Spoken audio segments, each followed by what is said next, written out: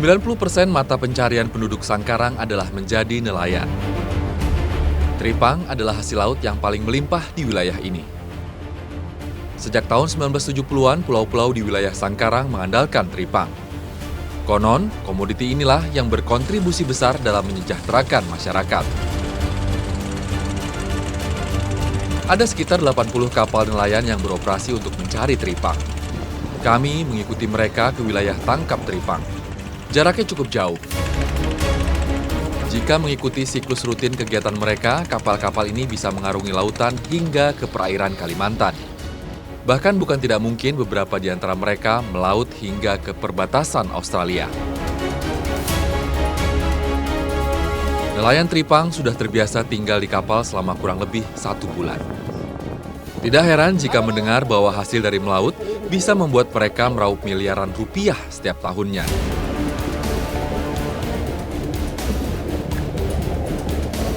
Satu kapal nelayan bisa mendapatkan 1 sampai 1,5 ton tripang. Sementara harga per kilogramnya bisa mencapai jumlah yang fantastis. Ada beragam jenis tripang, antara lain tripang pasir, tripang gondrong, tripang biba, tripang koro, dan tripang susu.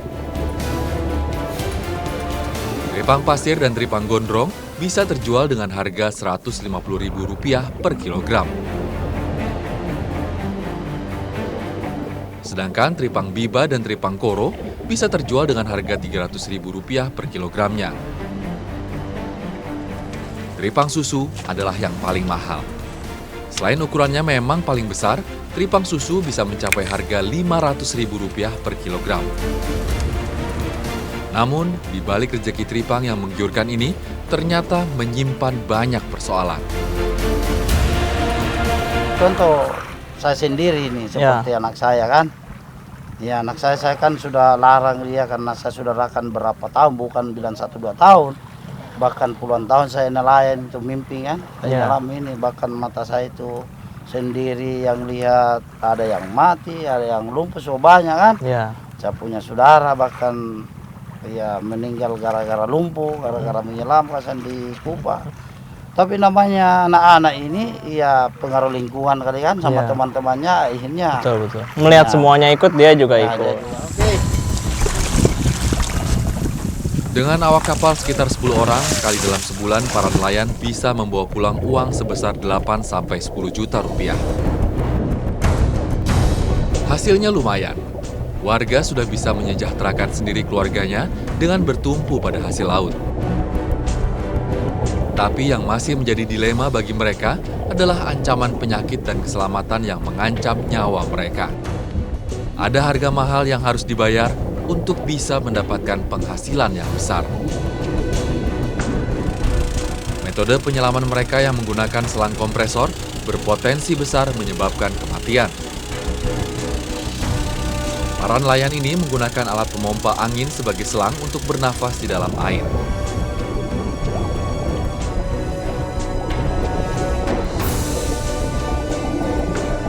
Mereka menyiapkan selang sepanjang 50 hingga 100 meter karena perairan di wilayah ini tergolong dalam. Biasanya, selang dijepit di bagian pinggang dan diarahkan ke bagian mulut. Sama saja dengan menggantungkan nasib pada seutas selang. Pemerintah pernah kasih penyuluhan kah? Sebenarnya saya sering. Sering? Bahkan waktu 94 waktu saya ditangkap di Australia kan. Iya, itu dokter anunya itu Australia datang di sini, dia kasih penyuluhan kita tentang caranya berenang, menyelam, itu yang sesuai prosedur lah. Supaya dia bilang tidak gampang itu kena lumpuh. Ya. Tapi ya namanya ABK, namanya anak buah ini kan kalau dapat hasil, biar kita bilang bertahan. Lupa itu semua ya. Dia lupa semua. Mereka akan menyelam selama 1 jam di kedalaman 20 meter. 20 meter adalah kedalaman yang paling dangkal di mana tripang mulai bisa mereka jumpai. Namun, menyelam 1 jam di kedalaman lebih dari 20 meter adalah sangat berbahaya jika tanpa alat yang memadai.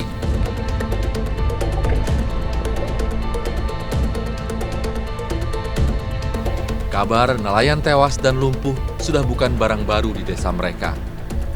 Lumpuh akibat keracunan nitrogen di dalam darah akibat menyelam banyak dialami nelayan.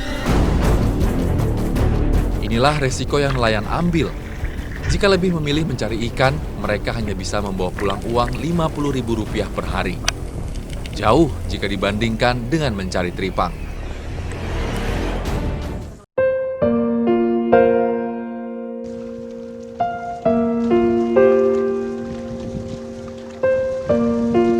Pemandangan utama yang bisa kita lihat di wilayah ini adalah keseharian nelayan. Termasuk nelayan lumpuh yang lalu lalang di pekarangan rumah mereka. Dekompresi adalah kondisi terlalu banyaknya cairan nitrogen dalam peredaran darah saat atau setelah menyelam. Inilah istilah yang paling dihindari oleh para penyelam. Hal ini bisa membuat gelembung udara menyumbat pembuluh darah dan sistem syaraf. Akibatnya, para penyelam mengalami gejala yang sama dengan para penderita stroke. Seperti Kamarudin yang mengalami lumpuh akibat menyelam. Berdasarkan ceritanya, kelumpuhan berawal dari rasa kram ringan di sekujur tubuh yang kemudian menyebabkan mati rasa. Seberapa besar? Ya. Kalau Bapak sudah berapa lama ini? Saya 14 tahun, 14 tahun. Kalau anak sudah berapa lama lumpuh? saya lebih 5 tahun, atau 5 tahun kayaknya. 5 tahun ya. Pernah Bapak larang awalnya?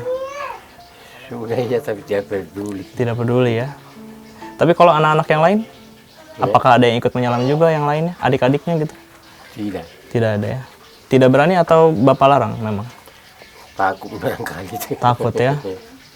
Tapi kalau tetangga-tetangga sini semua banyak yang mengalami lumpuh. Iya banyak, Banyak sekali.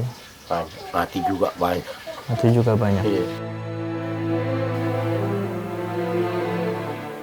Para nelayan korban dekompresi ini mengalami mati rasa pada bagian pinggang hingga mata kaki, sehingga kaki menjadi lemas dan sulit berpijak.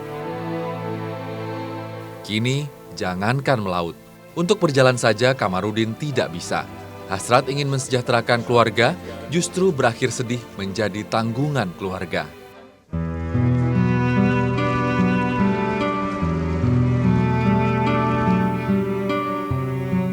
Warga nelayan memang terkenal dengan semangatnya. Mereka yang terkena kelumpuhan berusaha bangkit kembali. Beberapa dari mereka mampu berjalan kembali meski tidak selancar dulu. Apa sih yang dibilang dokter waktu itu? Dokter udah bilang cuma saya sudah contohkan toh dari itu sendiri. Oh, abang disuruh belajar saja, belajar jalan. Tapi abang rajin ini setiap hari, biar cepat sembuh ya. Gitu. Tapi sekarang sudah baik kondisinya ya. Alhamdulillah sudah mendingan. Sudah mendingan ya. Ada beberapa hal yang salah dalam tata cara penyelaman para nelayan di Sangkaram. Udara yang dihasilkan kompresor secara langsung sangat berbeda dengan udara yang dipakai dalam tabung selam para penyelam. Udara dari kompresor pastilah tak melalui proses baku mutu udara yang disyaratkan oleh otoritas penyelaman. Udara dari kompresor bisa terkontaminasi banyak hal, mulai dari asap, minyak, hingga partikel dari mesin kompresor yang bisa merusak paru-paru. Yang paling gawat adalah jika mesin kompresor mendadak mati karena kerusakan teknis. Maka, nyawa nelayan yang tengah di dasar laut menjadi taruhannya. Tidak ada data pasti mengenai berapa jumlah penderita lumpuh di kecamatan ini. Pasalnya, pasti ada 1 atau 2 orang nelayan setiap harinya yang mengalami gejala kelumpuhan awal. Bapak Tuju misalnya, sudah 5 tahun dirinya mengalami kelumpuhan. Meski bagian pinggang hingga kakinya mati rasa, telapak kakinya masih bisa menjejak.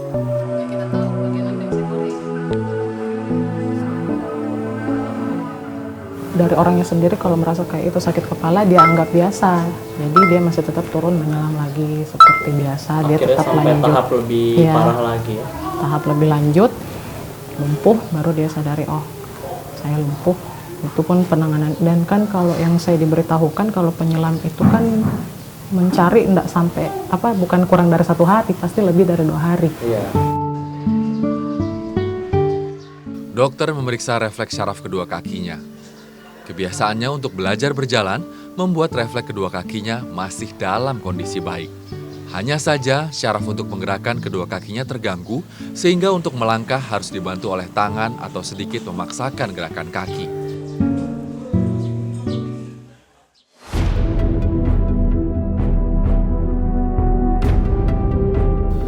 Kematian demi kematian akibat melaut sudah menjadi cerita biasa di Desa Sangkarang. Mereka yang tewas meninggalkan istri dan anak yang harus tetap hidup menafkahi keluarganya. Para perempuan di wilayah ini harus siap menjadi ibu sekaligus ayah bagi anak-anaknya. Termasuk bekerja agar anak mereka bisa merasakan pendidikan. Di wilayah ini terdapat area yang dinamakan lorong janda. Mereka adalah perempuan yang suaminya meninggal akibat menyelam. Bapak dulu apa? Penyelam juga? Penyelam ya? Sempat lumpuh? Sempat lumpuh ya? Di bagian mana? Satu badan lumpuh. Berarti tidak bisa bangun sama sekali. Tidak bisa bergerak ya? Sempat dibawa ke puskesmas atau rumah sakit? Berapa lama berobat? Berapa lama Bapak berobat? Berobat lebih 10 hari. Lebih 10 hari setelah itu meninggal. Iya.